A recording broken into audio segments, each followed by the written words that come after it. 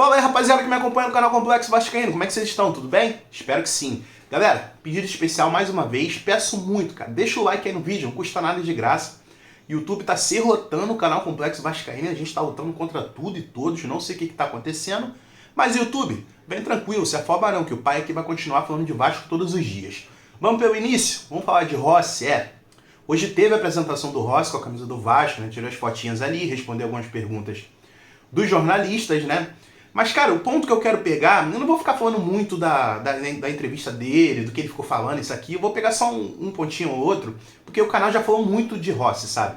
No dia que o Vasco fechou com ele, eu falei, no dia que ele foi inscrito na CBF, eu falei, então, cara, já tem muito Rossi aqui no canal. Eu quero falar de Rossi dentro de campo, e é nesse ponto que eu quero tocar. Beleza, Rossi se emocionou ali quando vestiu a camisa do Vasco, falou que é apaixonado pelo clube, né, que o maior ídolo dele é o Edmundo, que ele assiste vídeos do Edmundo antes de jogar, sei lá o que, cara. Mas eu pego muito o que aconteceu na apresentação do Paulinho Paula. É praticamente a mesma coisa, cara. Paulinho Paula que levou toda a sua família, né?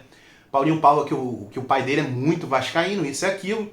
Cara, o torcedor gosta desse tipo de situação, sabe? Faz parte, pô, eu acho da hora. Eu tô aqui assistindo o Rossi com a camisa do Vasco na apresentação. Pô, ele falando que é muito vascaíno. Pô, isso, o coração esquenta, sabe?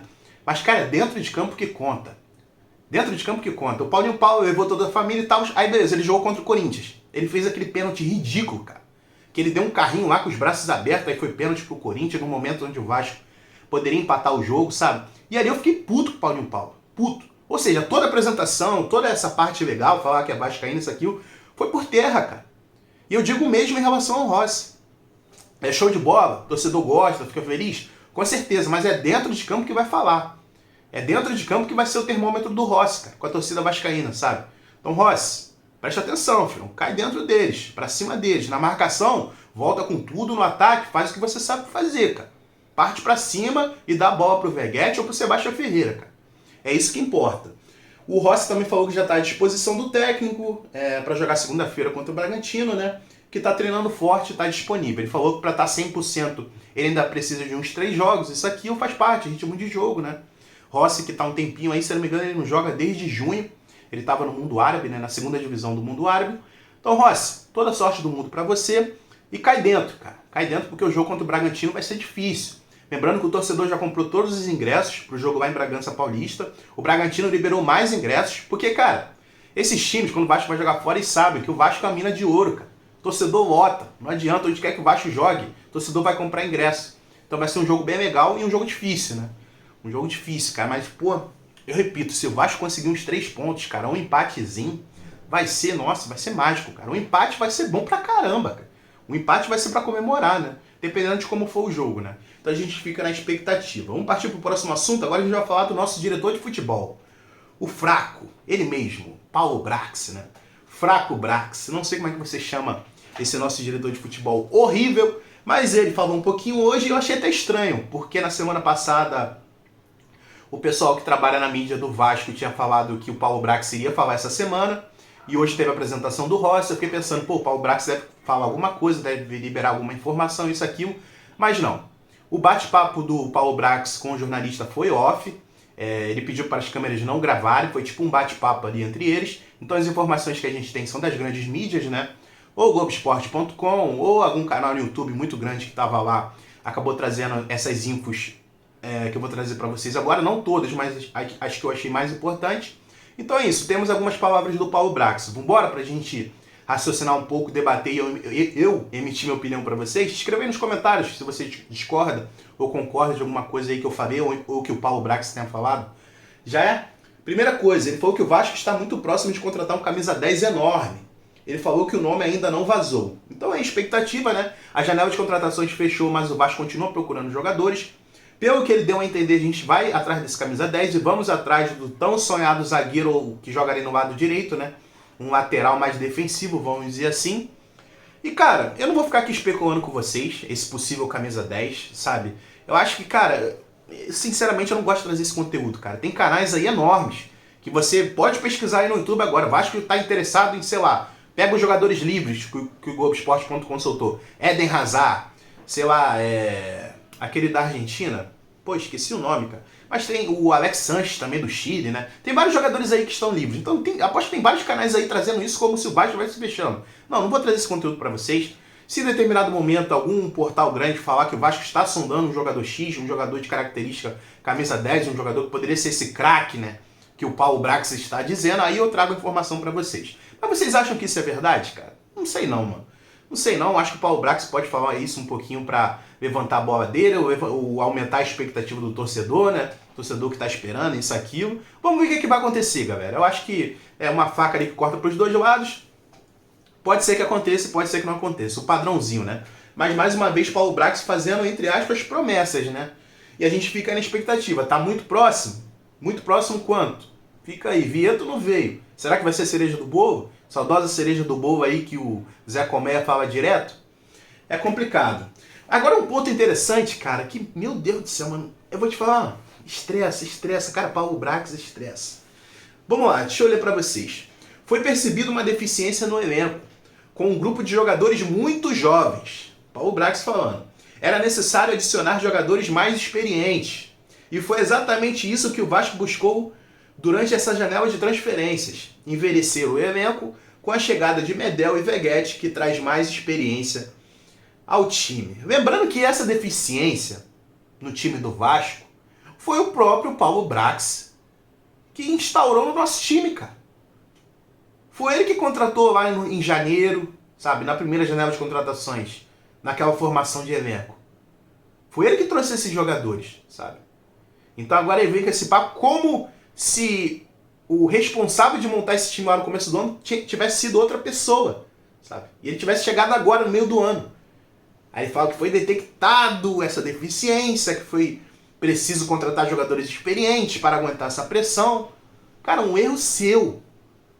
Um erro seu, fraco Paulo Brax. É o que eu falo, cara. Beleza, se o Vasco conseguir escapar dessa possível segunda divisão, pô, eu vou ficar feliz pra caramba, cara. Mas o Paulo Brax tem que ser demitido. Aliás, já era pra ter sido demitido, cara. Talvez possa ter sido uma estratégia ali do clube, talvez demitir o diretor de futebol agora pegasse mal isso, aquilo. Mas, cara, final do ano é o mínimo. Tem que demitir esse cara.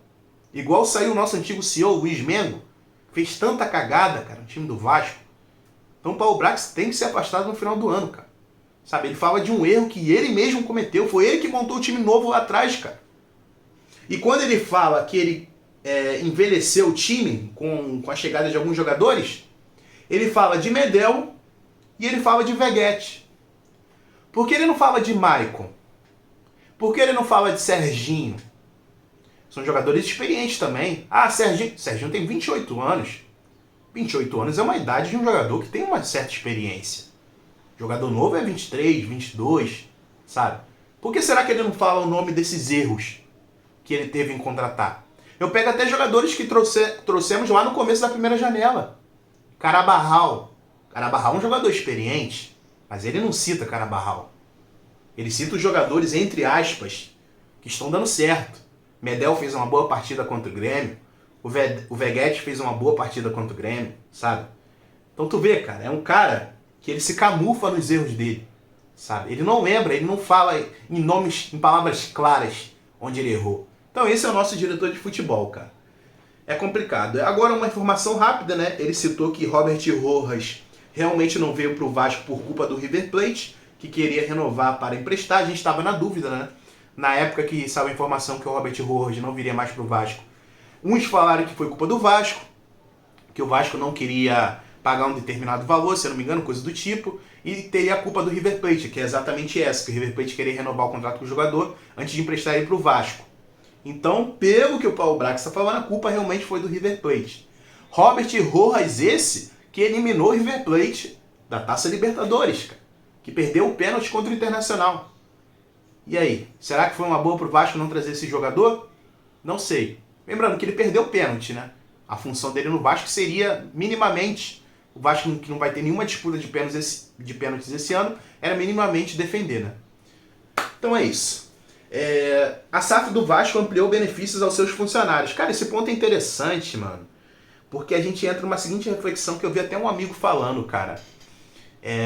Às vezes a gente compara, por o momento do Vasco ser tão ruim, a gente compara essa época de SAF atual com a época de associativo, sabe?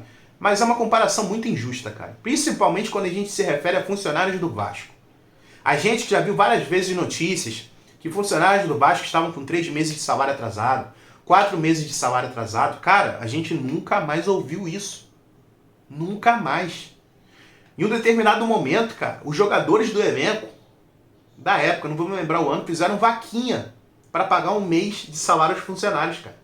Sabe? Às vezes a gente compara, realmente, porque em anos de associativo, principalmente em 2019, o orçamento era bem menor e a gente conseguiu fazer um campeonato mais digno. Nesse ano que o investimento foi muito grande, a gente está no poço do Campeonato Brasileiro, sabe? Então, às vezes, tem essas comparações de formação de elenco. Mas, no geral, no grosso, cara, salário hoje de jogador não atrasa. Não estou passando pano para a SAF, não. Mas é uma verdade. Salário de jogador não atrasa. Salário de funcionário não atrasa. Funcionários esses que estão recebendo vários benefícios. Os funcionários do Vasco hoje são sócios do Vasco. É um sócio meio diferente ali, pelo que eu fiquei sabendo, mas tem os seus benefícios. Os funcionários hoje têm direito à academia, sabe? Então, cara, quando a gente olha pro pé de chão, sabe? As coisas melhoraram. Mas a SAF ainda tem muito a mostrar. Principalmente dentro de campo. Então, rapaziada, é mais ou menos isso. Cara, que o tempo tá mudando aqui no Rio de Janeiro. Já começa a dar uma rinite, sei lá, uma coceira no nariz. Mas, galera, espero que vocês tenham curtido o conteúdo. Mais uma vez eu peço, deixa o like aí no vídeo. Se inscreva no canal. Deixa o like aí também. E comente aí caso que você discorde ou concorde de alguma coisa que eu falei. Canal Complexo Vascaíno na área. Amanhã tem mais vídeo. Tamo junto. É nóis, galera. É nóis.